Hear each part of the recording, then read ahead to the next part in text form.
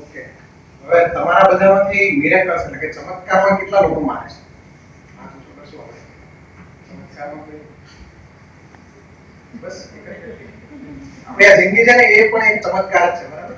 અને ઘણીવાર આપણે એવું જનરલી એવું વિચારતા હોય કે ભાઈ ભગવાન છે એ ચમત્કાર કરે છે. આજે તમને અહીંયાથી જે પારસમણી મળવાનું છે ને, જે EFT ટેકનિક અને કમાન્ડ ટેકનિક, બરાબર, તમારી જિંદગી બદલાઈ જશે અને તમે રોજે રોજ તમે જાતે ચમત્કાર કરતા થઈ જશો. હું આટલા કોન્ફિડન્સથી કેવી રીતે કહું છું? મને અહીંયા સ્પેશિયલ બોલવા માટે કે તમે આવું બોલજો એના માટે નથી આવ્યો, બરાબર? મારે લાઈફનો બહુ મોટો પ્રોબ્લેમ આ EFT થી સોલ્વ થયો છે, જે તમને શીખવાડવામાં આવશે. અને એ રિઝલ્ટ હજી મેં ભારતીબેનને કે અંકશને પણ નથી કીધું, બરાબર? મને 7 વર્ષથી કમરમાં દુખાવો હતો અને એ બીમારીનું નામ છે એન્કિલોઝિંગ સ્પોન્ડિલાઇટિસ, બરાબર? અને એ ડિજનરેટિવ ડિસઓર્ડર છે અને ઇમ્યુનિટી રિલેટેડ અને જીનેટિક ડિસઓર્ડર છે. એટલે તમારા જીનમાં આવે અને એ દુખાવો એવો છે કે દિવસે દિવસે તમે વૃદ્ધ થતા જાઓ અને તમારો સ્પાઇન હોય ને એ વળતો જાય, બરાબર? તો 2010માં એવી કન્ડિશન હતી કે હું સવારે સૂઈને ઉઠું ને આટલો વાંકો રહેતો, બરાબર? અને પછી મેં એનું ડાયગ્નોસિસ કરાવવાનું ઘણા બધા મોટા મોટા ડોક્ટરોને મેં ત્યાં ગયો. લગભગ 7 વર્ષમાં 70 જેટલા ડોક્ટરો પરિવારો અને લગભગ 5-7 લાખ રૂપિયા ખર્ચી લીધા હશે, બરાબર? અને અહીંયા હવે તમને સમજાવશે કે EFT શું છે અને એ વર્ક કેવી રીતે કરે છે, બરાબર? જે તમારું સબકોન્શિયસ માઇન્ડમાં જે પ્રોગ્રામિંગ થયેલું હોય, જે તમારા ઇમોશન્સ હોય, તમારી બિલીફ હોય, એને ચેન્જ કરવાનું આખું સાયન્સ છે, બરાબર? મેં ઘણા બધા ડોક્ટરો પાસે ગયો એટલે મને શું સાંભળવા મળ્યું? પહેલી વસ્તુ તો આ જીનેટિક ડિસઓર્ડર છે. બીજી વસ્તુ એ આ ઇનક્યોરેબલ છે, એટલે મારા સબકોન્શિયસ માઇન્ડને પકડી લીધું, આનો ઈલાજ શક્ય નથી. અને પછી બીજું ડોક્ટરે એવું કીધું કે દિવસે દિવસે વધતું જશે, તમે અત્યારે તો આટલા જ છો, પછી આમ વાંકા વળી જશો અને તમારી આઈ સાઇટ જતી રહેશે. ધીમે ધીમે આવું આગળ પ્રોગ્રેશનમાં થાય છે. અને હું પાછો આખો દિવસ કોમ્પ્યુટર અને ઇન્ટરનેટ પર બેસવાનો, એટલે મેં મારી જાતે રિસર્ચ ચાલુ કરી દીધું આ શું રોગ છે. એમાં બધું એવું જ બહાર આવે કે ભાઈ આ ઇનક્યોરેબલ ડિસીઝ છે, બરાબર? આનો કોઈ ઈલાજ નથી અને ફક્ત પેઇન કિલર જ લેવાનું. એટલે ઘણા બધા VM શાહ છે જામનગરમાં, પછી ભારત દવે છે, ઘણા બધા ડોક્ટર પાસે ગયો. પછી આ શું કહેવાય, આ ડોક્ટર પાસેથી ન મળ્યું ને એટલે હું ઓલ્ટરનેટિવ ઈલાજ શોધવા માંડ્યો. હોમિયોપેથી છે, પછી કિરોપ્રેક્ટિશનર જેને આપણે નાળ વૈદ કહીએ ને, જે આ કટાકા બોલાવીને બધું સરખું કરે ને, એની પાસે ગયો. મનીષ પટેલ કરીને બાપા સીતારામ ચોક ઉપર એક ફેમસ ડોક્ટર છે. એ ગમે એવા ઢાંકણી ઉતરી ગયું હોય, હાથ ઉતરી ગયો હોય, મચકોડાનું હોય, તો એ બધું તમારું ઠીક કરી દે. એટલે મને થોડીક આશા લાગી કે આ વ્યક્તિ મને કાંઈક કરી દેશે. હું ગયો ને, મને પહેલો ક્વેશ્ચન એ કર્યો તમે શું કરો છો? હું કોમ્પ્યુટર એન્જિનિયર છું ને, આખો દિવસ 8 થી 10 કલાક મારે એક જગ્યાએ બેસવાનું હોય છે. મારે તમારો કેસ હાથમાં નથી લેવો, તમારું કાંઈ ના થાય, પાછું મારું સબકોન્શિયસ માઇન્ડમાં બિલીફ થઈ, બરાબર? અને ત્યારે ઇમોશન્સ એવા જાગે કે ભાઈ આટલી નાની ઉંમરમાં, ત્યારે લગભગ મારી 26 વર્ષની એજ હશે, અને મને એવું થયું કે ભાઈ 26 વર્ષની એજમાં મને જો આવો રોગ થાય અને આ આગળ વધતો જવાના છે તો આગળ મારું ફ્યુચર શું, બરાબર? એટલે એ ઇન્સિડન્ટ કર્યો એની સાથે મારી ઇમોશન્સ જોડાણા, એટલે મારામાં બિલીફ એવી થઈ મારું ફ્યુચર ઝીરો છે અને આગળ જઈને હું એકદમ મારા પરિવારમાં કોઈ પણ વ્યક્તિને કામમાં આવે એવો નહીં રહું. અને બીજા ઇમોશન એ જોડાણા કે સવારમાં ઉઠું ને તો આખું શરીર જકડાયેલું હોય, રાતે પણ પડખું માંડ ફરીએ કે મારી છોકરી નાની હોય ને એને રમાડવા તેડી પણ ના શકું. એટલે પછી આમ નેગેટિવ બધા વિચારો આવવા માંડ્યા. અને ઘણી વાર તો એવું થાય કે ભાઈ આ રોજ ઉઠીને મરું એના કરતા ભગવાન હવે લઈ લે તો સારું, આટલા સુધીના વિચારો મને આવી ગયા, બરાબર? પછી હમણાં 10 દિવસ પહેલાની વાત છે, પર્સનલ કાઉન્સેલિંગ આપણે થયું ત્યારે જ મેં એમને કીધું મારી બીજી બેબી છે એને હું નથી રમાડી શકતો, કારણ કે જ્યારે પહેલી વાર થયું ત્યારે નાની બેબી હતી એને પણ નહોતો રમાડી શક્યો, કારણ કે હું તેડી પણ નથી શકતો, એટલું પેન થાય ને. એટલે પછી એમણે કીધું કે ના આ વખતે તમારો પ્રોબ્લેમ સોલ્વ થઈ જ જવાનો. તો આ વખતે જાદુ ક્યાં થયો? થોડા દિવસ પહેલા મારા પાર્ટનરની સિસ્ટર આવી, એ નેટસપની કંઈક પ્રોડક્ટ લઈને આવી, બરાબર? એટલે એમાં બધું નોર્મલ બધી મેડિસિન હોય, એટલે મેં કીધું લાવો બધું અજમાવી જોઈએ. 7 વર્ષથી બધું અજમાવીએ છીએ, કઈ થવાનું નથી, પણ આ તો રિલેશનમાં છીએ, તમને એવું લાગે મને કાંઈક બિઝનેસ મળ્યો, બરાબર? એટલે ત્યાં સુધી હજી 3-4 મહિના પહેલા સુધી મારા નેગેટિવ થોટ હતા.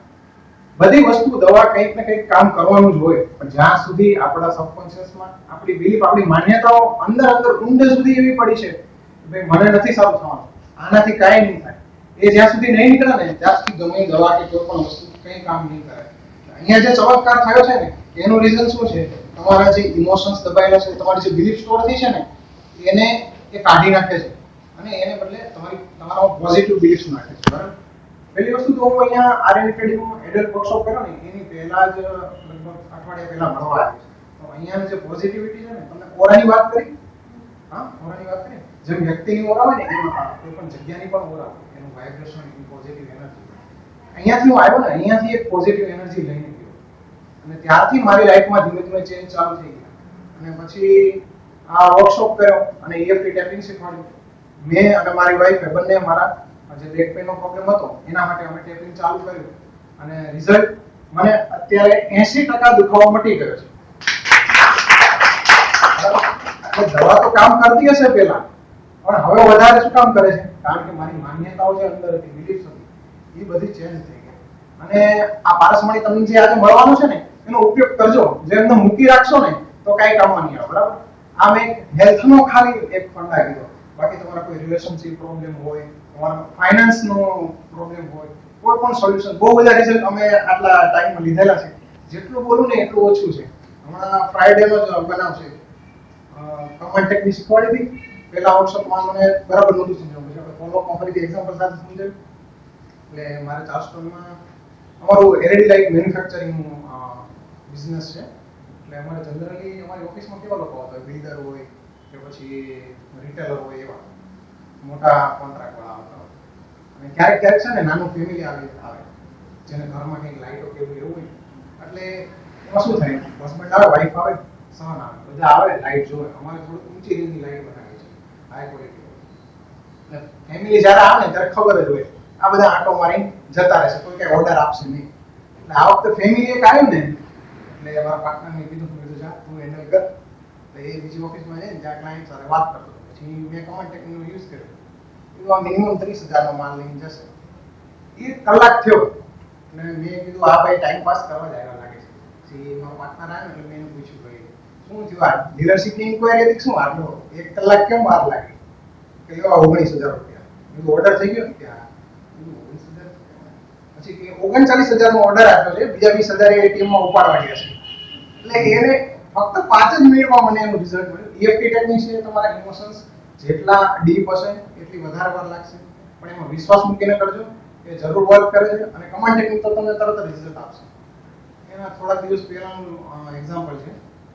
મારા સસરાને ત્યાં એ લોકો જમીનમાં બોરિંગ કરવાના પાણી માટે. તો જૂનો બોર હતો એને તો એ જ ખેતરમાં પાણી નહોતું, એટલે બીજી જગ્યાએ પાણી થવાના ચાન્સીસ બહુ ઓછા હતા. મારા શાળાનો ફોન આવ્યો મારી વાઈફ પર, મનીષા પર, કે મનીષા અમે બોર કરાવો છે. કે ભાઈ હું એક ટેકનિક આપું એ તું કરીશ? કે મારી પાસે એવો ટાઈમ નથી. એટલે એનો ફોન મૂકી દીધો. પછી મનીષા એવું કર્યું કે એના ભાભીને ફોન કર્યો કે હું કહું એવું કરજો, તમે ટેપિંગ કરજો અને તમે આવી રીતના ઇન્ટેન્શન્સ અને અફર્મેશન આપજો. એટલે મનીષાએ ચાલુ કર્યું ઘરેથી અફર્મેશન આપવાનું અને ત્યાં એના ભાભીએ ચાલુ કર્યું અફર્મેશન આપવાનું. એટલે સાંજ પડીને ત્યાં ફોન આવ્યો. મનીષાના મનમાં એક આંકડો રેન્ડમલી આવ્યો કે ભાઈ 30,000ના ખર્ચામાં ઓછા ખર્ચે સારું પાણી થશે અને 30,000 રૂપિયામાં લગભગ પતી જશે. મારા શાળાનો ફોન આવ્યો. મનીષા તો કહેતી હતી વર્ક તો કરે છે, 33,000 રૂપિયામાં બોર થઈ ગયો અને ફક્ત 800 ફૂટે એટલું બધું પાણી થયું કે દાર પાછો લઈ લેવો પડ્યો. નીચે પછી આગળ બોરિંગ થતું નતું, એટલું બધું પાણી થયું છે. બીજા નાના નાના ઘણા રિઝલ્ટ તો આમ 5-5 મિનિટમાં તમને મળશે. ફોર એક્ઝામ્પલ મારી બીજી જમતી ના હોય ને તો હું અફર્મેશન ને ટેપિંગ કરી દઉં તો ફટાફટ જમી લે. સૂતી ના હોય તો ફટાફટ સૂઈ લે. એટલે આવી ઘણી બધી વસ્તુ છે. તમને અત્યારે બધું હવામાં જ લાગશે જ્યાં સુધી તમે એનો ઉપયોગ નહીં કરો ને ત્યાં સુધી. હું 21 દિવસ પહેલા 5 તારીખ 6 તારીખ બસ તમારી જગ્યાએ બેઠો હતો અને મને એવું લાગતું હતું કે અહીંયા બીજા આવીને બોલે છે, ખરેખર વર્ક કરતું હશે. પણ પછી જ્યારે તમે છે ને જાતે રિઝલ્ટ લેવા મળશો ને ત્યારે તમને એમ થશે કે ના ના હું કહું. અમારી એડલ્ટમેન્ટમાં જ્યારે ફોલોઅપ હોય ને ત્યારે બધા આમ કહેતા હોય કે ભાઈ 5 મિનિટનો ટાર્ગેટ તમારે રિપ્રેઝન્ટ કરવાનું હોય, તમને શું રિઝલ્ટ મળે. પણ બધા એટલા બધા આમ પૂછતા ને મારે કેવું છે, મને આ વસ્તુ મળ્યું. એટલે તમને બી એટલા પોઝિટિવ રિઝલ્ટ મળશે. બરાબર. અને આનો ઉપયોગ જરૂર કરજો. વિશ્વાસ ના હોય તો એનું કન્ટિન્યુ કરજો, કારણ કે આ વસ્તુ એવી છે કે મને વિશ્વાસ ના હોય ને આના પર તો બી એ વર્ક તો કરે જ છે, પણ જેટલો વિશ્વાસ મૂકશો ને એટલું વધારે સારું રિઝલ્ટ મળશે.